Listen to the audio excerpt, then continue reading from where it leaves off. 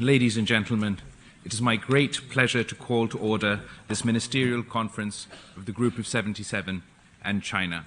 I wish to welcome you all most warmly. We shall now take up the agenda. I propose that the ministerial conference adopt the draft agenda that has been circulated in advance. I see no objection. It is so decided. Allow me to give my opening statement. Under Secretary General, President ECOSOC, Excellencies, I would like to welcome you to this ministerial meeting of the G-77 in China. Today, the majority of the developing world face unprecedented challenges to their economic progress, as well as the danger of social and political turmoil. Over the past 3 years, our economies and societies have been ravaged by a series of crises. The COVID-19 pandemic, supply chain disruptions, spiraling prices, depreciating currencies, climate-induced disasters, and geopolitical tensions, especially the Ukraine war and accompanying restrictions. The immediate future looks bleak for most of our members. Global economic growth next year is predicted to be less than 3%. Food, fuel, and other commodity prices remain high and volatile. Rising dollar interest rates have sucked back double the amount of FDI flows to the developing countries. Depreciated developing countries' currencies and will further enlarge their debt servicing burden and ability to borrow in the markets. With the North also walking back from globalization, export-led growth is becoming difficult for most of our countries. Moreover, climate change has transformed the nature of the development challenge. We need not only achieve the SDG goals, but also simultaneously recover from the loss and damage from climate impacts, adapt to avoid future impacts, and we are expected to contribute to global mitigation targets. Overcoming the development and climate challenges requires Herculean efforts by our governments, and it requires extensive international solidarity and cooperation. The SDG's financing gap has enlarged from $2.5 trillion in 2019 to over $4 trillion today. If the cost of climate objectives is added, we will need several additional trillions to achieve the SDGs and the climate objectives. Excellencies, our people are suffering. 250 million face hunger. Famine haunts millions. 82 of our members are debt vulnerable. 54 are in debt distress. Financial austerity will freeze their growth and entrench and enlarge hunger and poverty. We must chart a path to break out of the poverty trap. The purpose of this conference is to initiate actions that respond to the urgent challenges confronting the developing countries and to outline a strategy to secure the reforms to the international financial and economic system required to achieve SDGs and the Paris objectives. We must thank the UN Secretary General for setting up the Emergency Task Force and support many of its recommendations. We commend the Black Sea Grain Initiative and its continuation. We urge the WFP to ensure food supplies for the 250 million in hunger. We should fully support the Secretary General's SDG stimulus proposal. Excellencies, the recently issued UNCTAD Trade and Development Report, the UNDP's debt report, and DESA's analysis have identified several measures to support growth and development.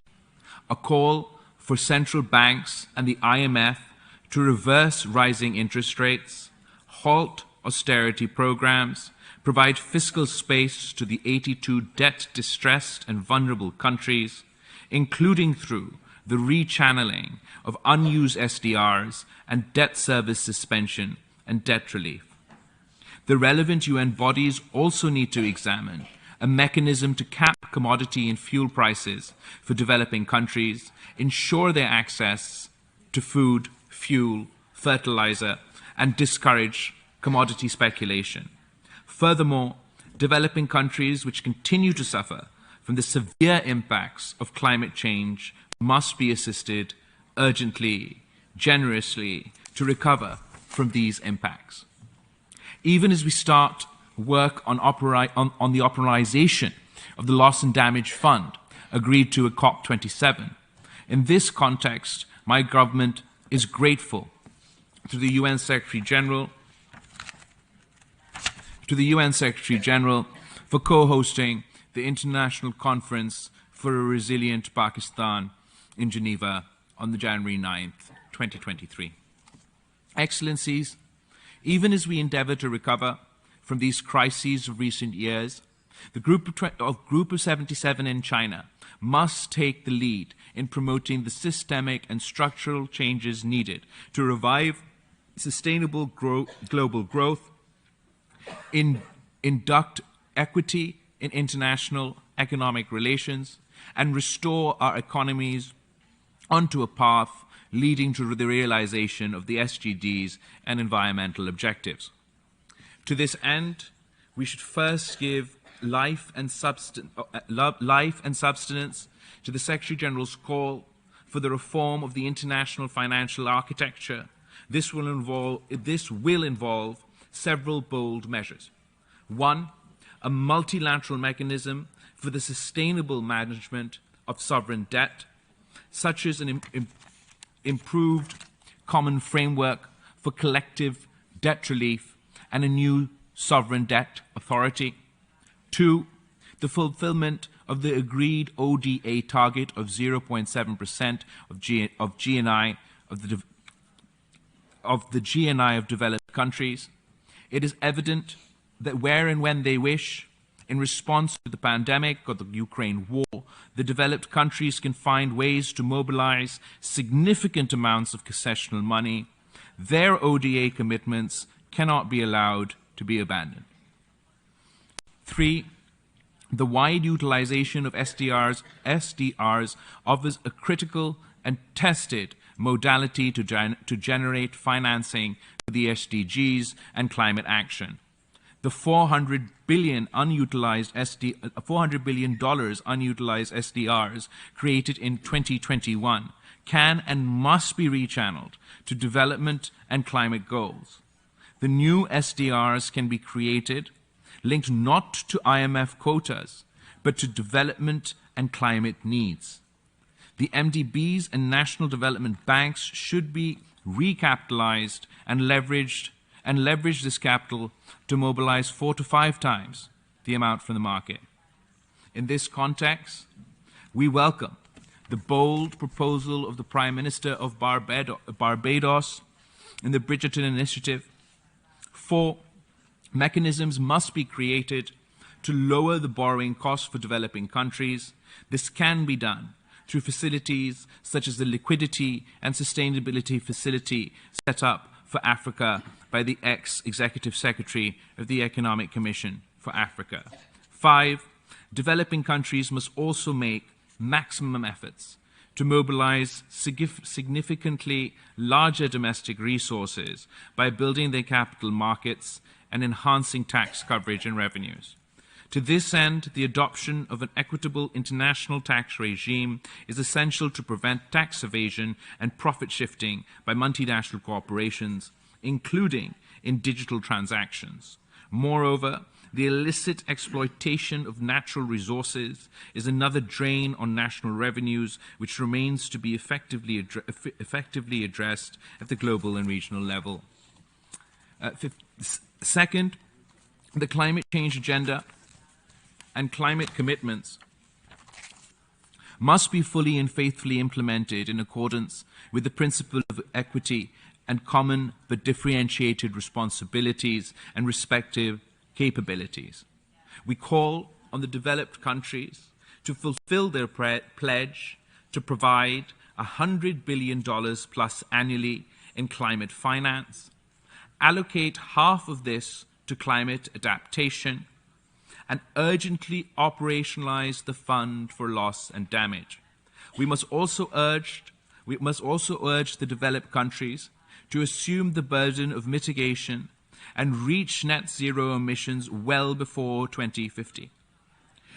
Third, the transition to a sustainable global economy will require the rapid installation of sustainable infrastructure, energy, transportation, housing, manufacturing, agriculture. An estimated investment of $1 trillion per year is needed. We should welcome initiatives such as China's Belt and Road Initiative and the G7's Global Infrastructure Initiative. We must also develop vehicles which can access private capital for high-quality, sustainable infrastructure investment in developing countries, including through de-risking such initiatives and enabling the MDBs and national development banks to leverage their capital to access private finance. At the same time, the preparation of a sizable portfolio of viable infrastructure projects is indispensable to attract both public and especially private investment. The UN's 125 country offices should be mobilized to help developing countries prepare such high-quality, sustainable infrastructure projects. A multi-stakeholder policy board under the UN auspices would be useful to promote sustainable infrastructure investment. Fourth, the international trading system. The international trading system should be restructured to revive export-led growth in developing countries. This has been the principal route to growth in all successful developing countries. Unfortunately, the traditional advocates of open trade now want to build protectionist walls against an increasingly competitive South. Yet, apart from a few large emerging markets, most developing countries still require preferential, duty-free, and non-discriminatory access to industrial country markets. These countries should also be offered the required policy space for industrialization through, e.g., through waivers from TRIPS and TRIMS agreements. And unilateral trade protection and restrictions incompatible with the WTO agreements should be speedily eliminated. Fifth, an international technology agreement aligned with the SDGs should be adopted through inclusive negotiations. It should also offer preferential access for developing countries to relevant advanced technologies and end discriminatory restrictions.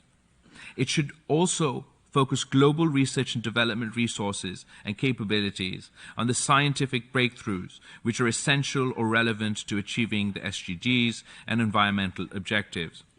In parallel, it is vital to adopt an equitable international information technology regime which serves to bridge the digital divide and enable the developing countries to leapfrog into the global digital economy of the future. This can be encapsulated in the Digital Global Compact proposed by the Secretary General. Excellencies, what I've outlined is an ambitious yet essential agenda. Our countries cannot realize the SDGs or climate goals unless we make concrete progress on such an agenda. Without such emergency and systemic actions, the development divide will grow into an unbridgeable gulf, transforming our world into a nightmare, a world afflicted by massive human suffering, social and political instability, and proliferating conflicts, even as our planet and our species confront mounting existential threats of a climate catastrophe. This apocalyptic prospect, if nothing else, should generate the political will and solidarity among all nations to act together to save the present and succeeding generations from the scourge of war, pestilence, poverty, and an uninhabitable planet. I thank you.